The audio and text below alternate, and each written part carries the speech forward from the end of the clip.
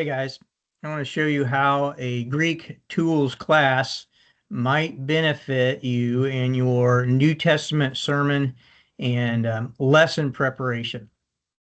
So I've got my one of my Greek tools that I use pulled up here on the screen, and this particular tool is the Bible.org.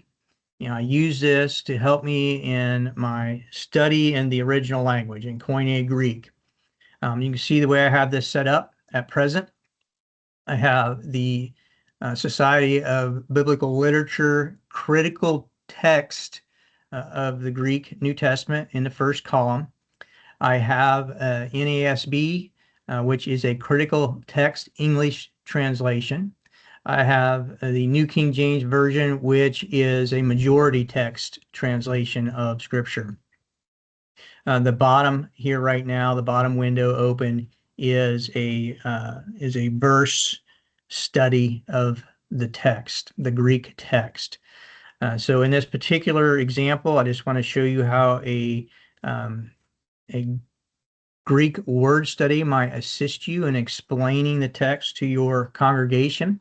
I've chosen as an example, since it's Christmas time-ish, one of the birth narratives, looking at Luke chapter 2 and verse 7 in particular. In this particular case, I'll read that verse. And she gave birth to her firstborn son, and she wrapped him in cloths and laid him in a manger, because there was no room for them in the inn. So the word I want to look at here in English here is translated as inn. And I want to look at the nuances there that might give you a little better understanding perhaps, and help you lead your congregation into a more realistic understanding of the text than what traditions have taught us. So if we look over here in the Greek text here, the word is katalumati. So we can look down at this verse, which is the verse study here below. If it's not open, you can click on this and it will give this option, verse study, and it'll open that window if it's not already open. So we can go here into this word katalumati and see a transliteration here that will help you to pronounce it. It gives you the parsing. It gives you the part of speech it is. It's a noun. It's a dative, which means it's indirect object. It's singular, neuter. But here what we want to focus on is this is what you need for a word study. This is what we call the lexical form, the form that doesn't have all of the modifiers on it to inflect it, which is what happens in the Greek language extensively. We see here what's called the gloss, the basic definition of the word. If you want to look this word up in a lexicon or in a Greek dictionary, you're going to need this lexical form here. But with this tool, we don't need to go do that probably. We can look at it right here. Another option that you have is either click on the word here, that will take you to a verse or word study, or you can click on it here and then click on the word in this portion. And it's going to take you to a verse study. Give you two free lexicons. Here, the gloss of the word is guest chamber. Enhanced is a place where one puts up, or lodging place. In Thayer's, there's multiple different, there's an inn right here, that's an inn, a lodging place, an eating and dining room. That's the definition. What in this case is very helpful is to know there's 3 places in the New Testament where this word is used. It's used in Mark 14, where we're at, in Luke 2, and then again in Luke 22. So if you find an instance where the same word is used by the author in the same book of the Bible, that's going to give you some clues on how that author uses that word. So let's go to the other place that Luke uses this. Now, this is the place where Jesus is preparing to have Passover with his disciples, and he sends the disciples to prepare the room. In verse 11, And you shall say to the owner of the house, the teacher says to you, where is the guest room in which I may eat the Passover with my disciples? Now, here is not difficult to convince you that what we're talking about is a house.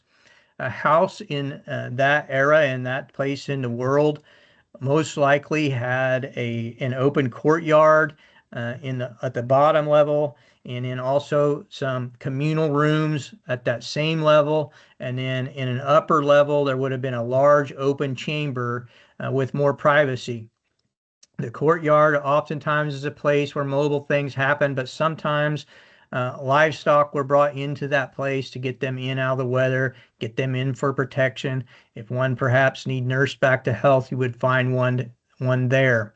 And so in this particular situation, kataluma, there's the word in the Greek text, kataluma is taken to be the guest room in a regular old house.